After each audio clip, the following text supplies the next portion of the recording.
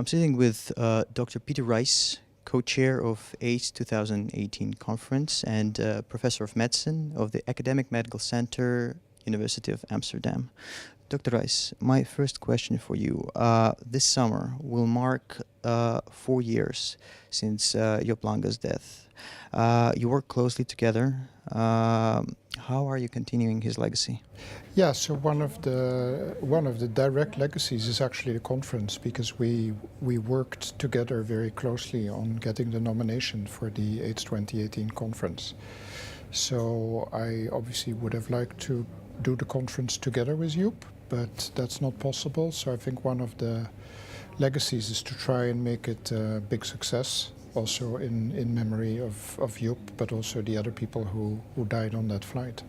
Dr. Reiss, thanks to your research, HIV seems to be under control in the Netherlands. I mean, you're treating new patients within days of getting diagnosed.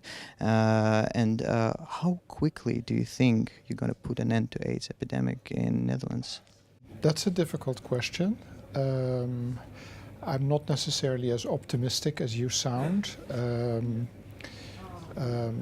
Yes, we've come a long way, but there's still plenty of things that we still need to do in the Netherlands. I mean, just to give you an example, about 40 to 45% of the people that we see with a new diagnosis have advanced infection, so have been having the infection for years and haven't been identified before. So that's clearly an area where we need to improve, and like many other places of the world, so that's far from perfect. The other thing I would say is that although our epidemic is small in numbers, it also clearly shows that we are not necessarily reaching everyone with prevention that we would like to reach. I mean, the epidemic in the Netherlands is largely, if you look at new infections, so truly recent infections, it's largely an epidemic of men having sex with men. And even among the men having sex with men, when you look at the moment of diagnosis, about a third have advanced infection. So it's better than overall, but it's still too many. So I think we need to identify men at risk earlier, provide them with appropriate prevention. In that context, in our country, PrEP is an important component. And fortunately, just very recently, the Health Council gave a positive advice that PrEP needs to become available, that it's actually also urgent, so they put an urgency to it. We're anxiously awaiting for the decision from the Ministry of Health whether they're going to implement that. And that could be an important advance added to everything else that we're doing. So I would say, yes, we've come a long way, but there's still work to be done. And I mean, I mentioned it this morning in my talk. I said, I showed one slide from Amsterdam, and I said Amsterdam is a city which is past the 1990 goals. Nevertheless, we still see 200, 300 new diagnoses every year, and we want to bring that down further, because every new infection basically is one too many. So you know, it's also shouldn't be a battle between countries or cities who gets there first. I mean, ultimately it's all about individuals and individual people. So it's great to share the data and to share the information, but I think situations in different countries are very different. The scale of the problem is very different depending on where you go. So I think you need to learn from each other, see what bits and pieces you can take. And in that sense, maybe we can also learn from other countries. You know, it's not like we invented everything. I mean, an area, for instance, to give you another example, is migrants. We have a lot of migrant communities, mainly from Africa, but also to some extent from Latin America in the Netherlands. And we see that they access services even later than the Dutch population. So again, work to be done, and maybe how you interact with an African community is something where we can learn actually from what goes on in Africa itself and what is being done there. So I always say that as your problem in volume gets smaller, the remainder of the problem becomes more difficult to actually deal with, because if it would have been easy, you would have dealt with it. So the challenge becomes greater. But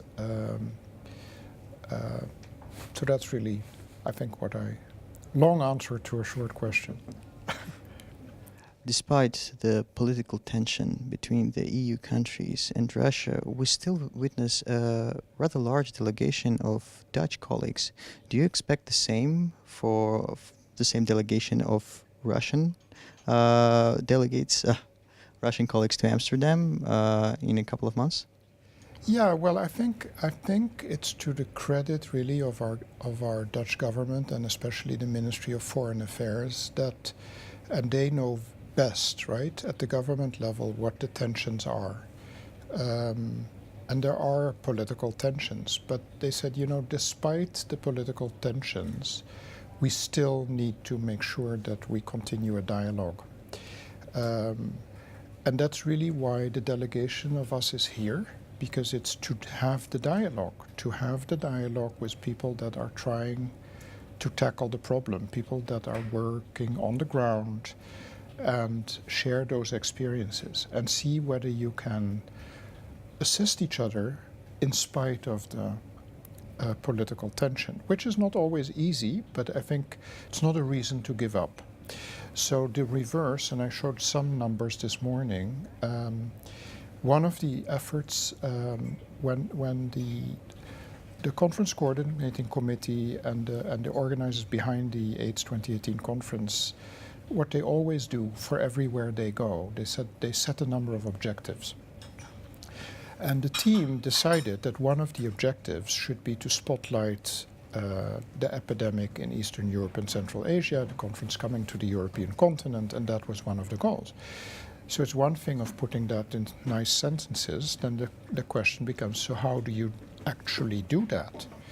And from the beginning, and again the ministry has been involved and helpful in providing funding, etc., we said, well, we won't accomplish our goal if we don't find a way for more people from this region to be able to come to the conference, not only to come, but also to show their experiences, to share their experiences, to be on stage, which was a large effort, but very conscious, very determined. And I think if I look at now that we've put the program together for 99%, I think whoever from this region comes to the conference will see that although it's still a global conference, I mean, you need to serve the whole world, you will see throughout the program that there is representation from this region. So it's on the plenary stage, it's in symposia, it's in terms of abstract presentation, invited speakers, and it has definitely increased, and I'm still waiting for the numbers compared to the 2010 conference, which was in Vienna, and I was involved then, and one of the goals there was the same, that we wanted to really link to the Eastern European region.